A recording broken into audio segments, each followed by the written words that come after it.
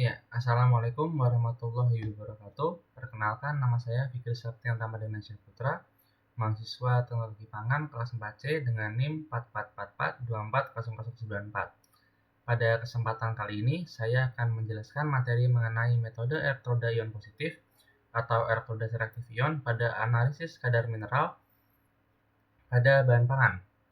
Presentasi ini untuk memenuhi tugas mata kuliah pada mata kuliah analisis pangan. Kemudian kita masuk ke materi. Sebelum kita belajar mengenai ESI, ada baiknya kita mengetahui apa itu mineral yang menjadi target analisis dari ESI itu sendiri.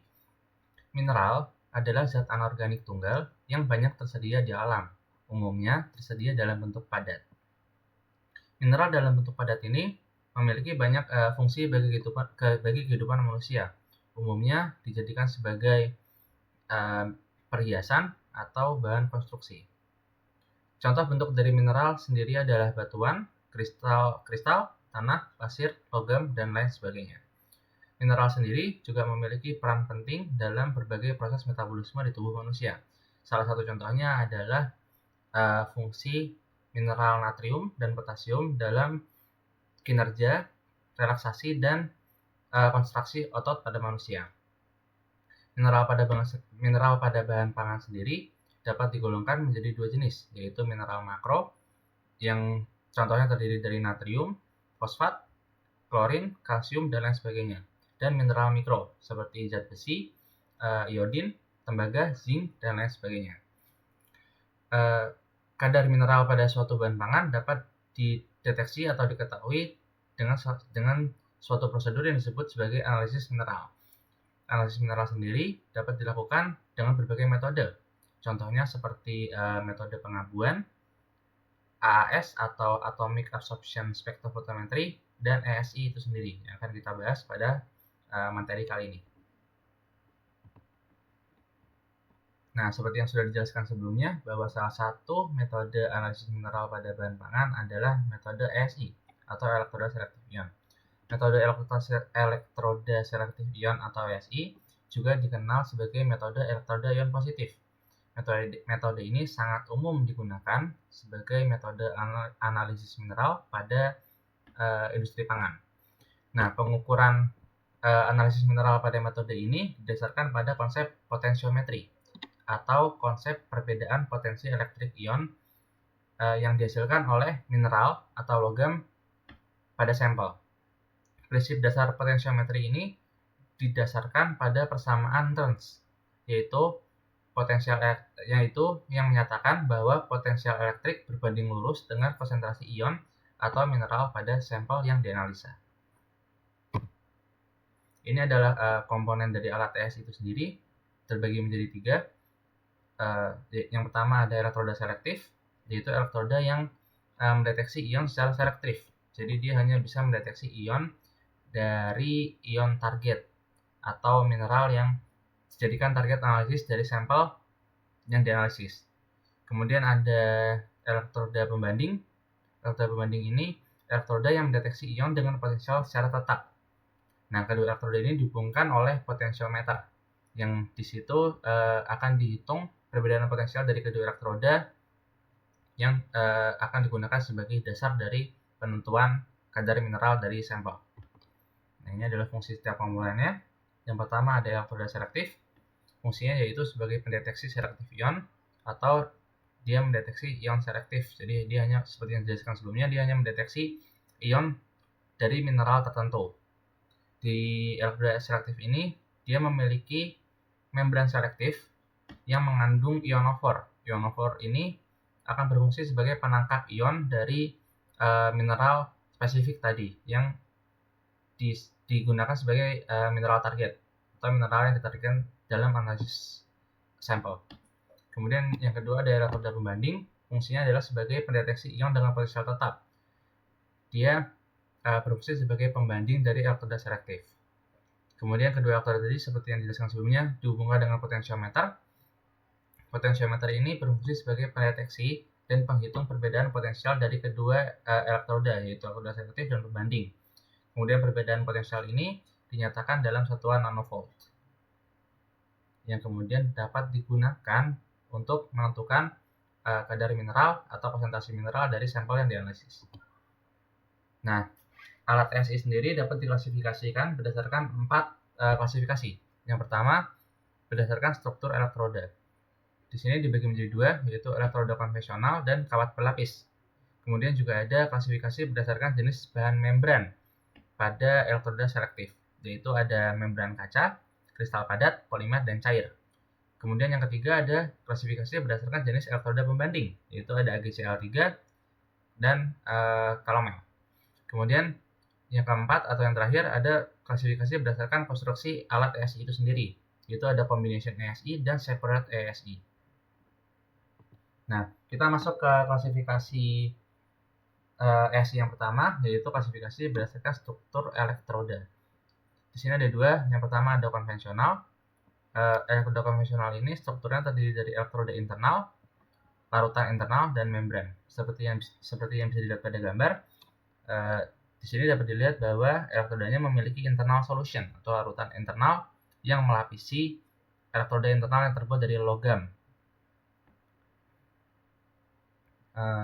Kelebihan dari elektroda ini adalah memiliki sifat yang lebih stabil, akurasinya lebih tinggi, dan tahan lama, jadi tidak rentan rusak. Tapi elektroda ini juga memiliki kekurangan, yaitu lebih rumit karena komponennya banyak, umumnya berukuran lebih besar, dan berharga lebih mahal. Kemudian elektroda yang kedua ada elektroda kawat berlapis. Strukturnya lebih sederhana, hanya terdiri dari elektroda internal dan membran tanpa adanya larutan internal. Kelebihannya strukturnya lebih sederhana, lebih murah, dan analisisnya lebih cepat, dan umumnya berukuran lebih kecil, jadi lebih portable untuk dibawa melakukan analisis di lapangan atau in situ. Tapi kekurangannya umumnya kurang stabil dan berumur lebih pendek, jadi lebih rentan rusak, dan dapat memiliki drift potensial atau pengurangan akurasi seiring bertambahnya umur dari elektroda itu. Kemudian di klasifikasi yang kedua ada klasifikasi berdasarkan jenis membran selektif pada elektroda selektif. Yang pertama ada membran yang terbuat dari kaca. Di sini membrannya dibuat menggunakan kaca tipis yang selektif terhadap ion tertentu. Sifatnya memiliki akurasi yang baik, namun sangat fragile atau rapuh. Karena terbuat dari kaca, membrannya memiliki potensi untuk pecah. Contoh dari ion yang umumnya dideteksi dengan membran ini adalah hidrogen, litium, dan natrium. Kemudian ada juga membran yang dibuat menggunakan kristal padat atau kristal ionik padat yang memiliki sifat selektivitas yang beragam. Jadi dia pilihannya sangat banyak dan lebih stabil. Namun karena dibuat dari kristal, dia memiliki harga yang cukup mahal. Contoh ion yang umum dideteksi dengan membran kristal ini ada fluorin, klorin, dan perak. Kemudian ada juga membran yang dibuat dari bahan cair. Di sini dia menggunakan cairan organik yang mengandung ion exchanger, memiliki fleksibilitas dan selektivitas yang tinggi. Namun karena dia terbuat dari bahan cair, dia memiliki potensi untuk bocor. Contoh ion yang umumnya dideteksi dengan membran cair ada kalsium dan potasium. Yang terakhir, ada membran yang dibuat menggunakan polimer sintesis atau alami. Contoh polimernya ada PVC atau kitosan. Keunggulan dari membran yang dibuat dari polimer ini, dia murah dan lebih sederhana. Makanya banyak digunakan pada sensor ASI berukuran kecil atau portable yang dapat dibawa untuk melakukan analisis di lapangan atau biasa disebut analisis in situ. Kemudian di klasifikasi yang ketiga ada klasifikasi berdasarkan elektroda pembanding. Di sini ada yang pertama ada elektroda AgCl3. Di sini struktur elektroda pembandingnya terdiri dari kawat perak di bagian tengah yang dilapisi dengan ferroklorida atau AgCl. Lapisan Ag dan AgCl ini direndam dalam larutan KCl di dalam elektrodanya ini. Kelebihan dari elektroda AgCl3 ini adalah lebih stabil dan lebih aman karena dia tidak mengandung merkuri dan umumnya berukuran lebih kecil. Tapi kekurangannya adalah dia sensitif terhadap ion klorida jika terjadi kontaminasi ion klorida di dalam sampel, dan dia mudah terganggu akurasinya jika menghadapi perubahan suhu yang tinggi. Jenis elektroda pembanding yang kedua ada elektroda kalomel. Strukturnya terdiri dari merkuri cair atau Hg yang dilapisi oleh merkuri klorida atau HgCl2, dan sama seperti AgCl3, dia direndam di dalam larutan KCl. Kelebihannya, dia lebih dia sangat lebih stabil daripada HgCl3 dan memiliki akurasi yang jauh lebih baik.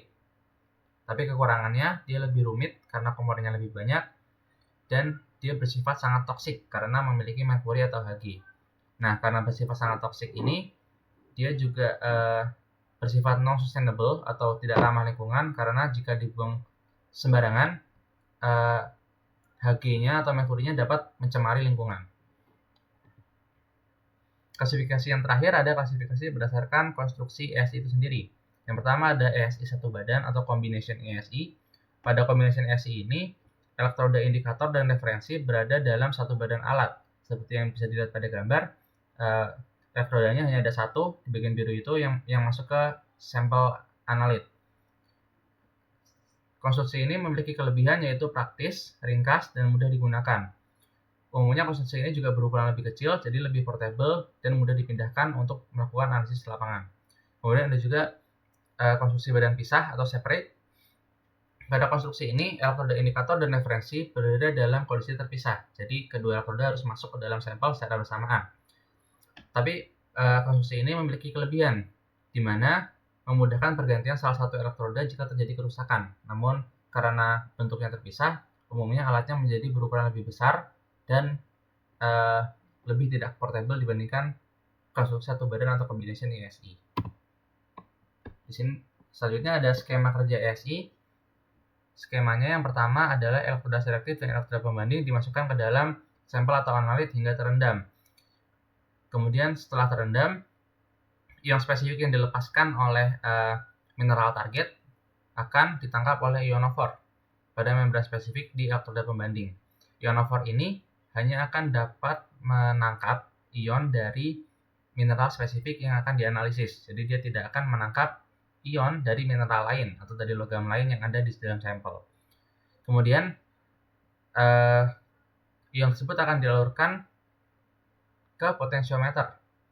Dan di potensiometer ini akan terjadi perhitungan perbedaan potensial dari kedua elektroda, yaitu elektroda selektif dan elektroda pembanding yang dinyatakan dalam satuan nanovolt. Dari hasil perhitungan ini, kemudian dapat ditentukan konsentrasi mineral atau logam yang dinyatakan berdasarkan besar perbedaan potensial, seperti yang dijelaskan oleh persamaan Nernst sebelumnya, bahwa semakin besar perbedaan potensial, bahwa semakin tinggi konsentrasi ion atau mineral yang ada di dalam sampel atau analit yang dianalisis.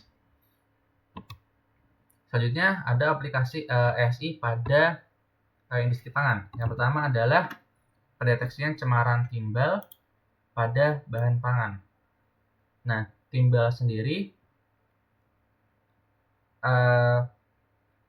jika ada pada bahan pangan memiliki sifat yang sangat beracun, yaitu dapat menyebabkan berbagai masalah kesehatan seperti kerusakan syaraf, gangguan ginjal, gangguan hati, dan lain sebagainya. Cemaran timbal ini dapat masuk ke bahan pangan melalui cemaran tanah dan air oleh limbah industri, seperti industri tekstil ataupun industri logam. Kemudian ada pendeteksian cemaran arsenik pada bahan pangan. Arsenik ini juga memiliki sifat yang sangat toksik bagi tubuh manusia jika dikonsumsi. Arsenik dapat menyebabkan berbagai masalah seperti kanker, kerusakan hati, gangguan syaraf, gangguan pembuluh darah, dan lain sebagainya. Sumber dari cemaran arsenik ini dapat masuk melalui dari sama seperti timbal, yaitu cemaran tanah dan air akibat industri tekstil dan pertambangan.